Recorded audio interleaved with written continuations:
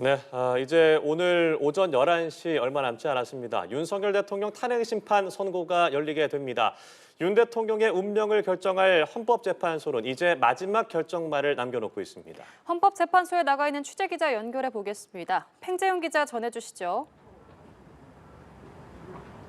네, 헌법재판소에 나와 있습니다. 잠시 뒤인 오전 11시 이곳 헌법재판소 그리고 저희 뒤로 보이는 대심판정에서 윤석열 대통령 탄핵 심판 선고 기일이 진행이 됩니다.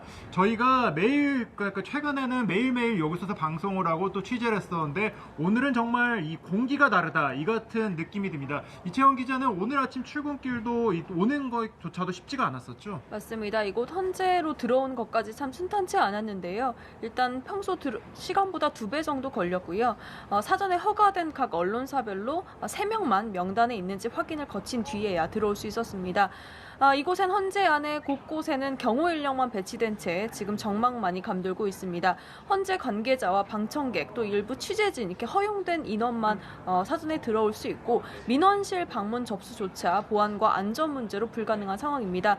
잠시 뒤에 이제 10시부터는 일반 방청객 20명도 입장을 시작하는데 소지품 검사부터 해서 신원 확인까지 그야말로 철저한 검문 검색 또 보안 경비가 이뤄진다고 보면 되겠습니다. 네, 그렇습니다. 오늘은 아무래도 선고일이다 보니까 재판관들의 출근길이 언론사에게 좀 특별히 공개가 되기도 했습니다. 따라서 한동안 볼 수가 없었던 재판관들의 출근길 모습을 저희 취재진들이 모두 취재를 할 수가 있었었는데 가장 먼저 출근한 것은 오늘 주심 재판관인 정영식 재판관이었죠? 맞습니다. 정영식 재판관 오전 6시 55분, 7시가 안 돼서 모습을 드러냈고 일단 취재진의 질의응답이 없는 조건으로 포토라인 밖에서 제한적으로 촬영이 허용이 됐습니다. 평소에는 8시 반 전후로 재판관들이 출근을 하는데 오늘은 전원이 평소보다 좀 일찍 출근을 해서 8시 22분 전에 경호의 호의를 받으면서 모두 출근했습니다.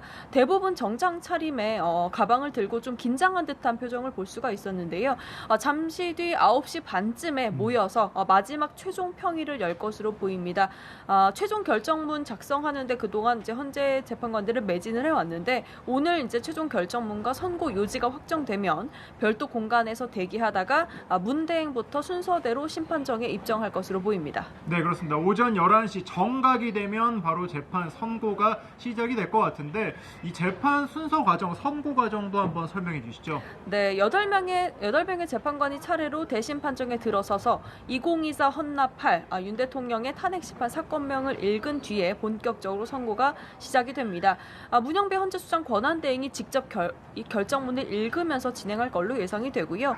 사실 이번 선고의 핵심은 파면이냐 복귀냐 이거잖아요. 예. 때문에 마지막에 주문을 어떻게 읽을지가 관건인 셈입니다. 일단 이 사건 탄핵 심판 청구가 적법했는지를 먼저 따지고 헌재가 추린 5가지 탄핵 심판 소추 사유에 대해서 법적으로 이게 위법한지 아닌지를 따지는 작업 그리고 마지막으로 주문에 이어 결론을 도출하는 작업까지 이뤄진다고 보면 됩니다. 네, 그렇습니다. 재판 과정이 모두 생중계로 진행이 되기 때문에 이 방송을 보시는 시청자분들은 이 재판을 처음부터 끝까지 다 볼 수 있다 이렇게 보시면 될 것 같은데 아무래도 이 헌법재판소 재판 과정을 처음 보시는 분들도 오늘 있으실 것 같습니다. 네. 따라서 오늘 재판을 볼 때 좀 어떤 부분을 눈여겨봐야 되는지 그리고 재판관들이 어떤 발언을 하는지 이런 부분도 좀 하나씩 좀 짚어주시죠. 네, 사실 이제 오늘 선고가 만장일치이냐 아니냐, 언제 주문을 읽을 것이냐 이 부분이 가장 많은 분들이 궁금해할 것 같은데요.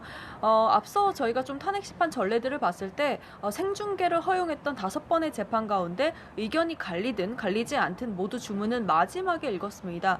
이거는 재판부의 어떤 재량 사안이기 때문에 저희가 뭐 단정적으로 얘기할 수는 없지만 생중계라는 점을 고려해서 국민 다수를 설득하는 이 선고 요지를 낭독하는 흐름을 좀 고려해봤을 때 주문은 제일 마지막에 나올 것으로 보입니다. 네, 그렇습니다. 이 선고 과정에서 결국에 나올 수 있는 경우의 수는 3개 아니겠습니까? 인용과 기각, 각하 이렇게 돼 있는데 이것을 가르는 기준이라는 게 좀 어떤 게 있을까요?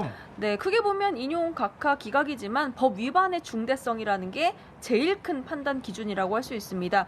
계엄 선포나 포고령 발표, 또 국회를 봉쇄하는 일, 선관위에 대한 압수수색, 그리고 체포 지시 이런 여러 가지 쟁점 중에 하나라도 헌법 수호 관점에서 국민의 신임을 저버린 정도로 중대한 법 위반인지가 확인이 되면 파면이 되는 건데요. 6명이 탄핵 심판 인용 결정 정족수이기 때문에 재판관 8명 가운데 6명이 찬성하면 윤 대통령은 즉시 파면돼서 직을 잃게 되고, 반면에 3명 이상이 인용 기각이나 각하 의견을 낸다면 윤 대통령은 즉시 직무에 복귀하게 됩니다. 네, 그렇습니다. 이제 시간이 정말 얼마 남지 않았습니다. 이제 마지막 평의는 이제 막 시작을 했을 것으로 현재 보여지고 있는 상황입니다. 재판관들의 11시에 어떤 표정을 짓고 어떤 말을 할지 저희 연합뉴스TV에서는 생중계로 모든 과정을 다 보여드릴 예정입니다. 90분 정도 남은 시간인데 계속해서 특보를 통해서 이 재판의 주요 쟁점들을 전해드리도록 하겠습니다. 이제 마이크를 스튜디오로 넘기도록 하겠습니다. 지금까지 헌법재판소에서 전해드렸습니다.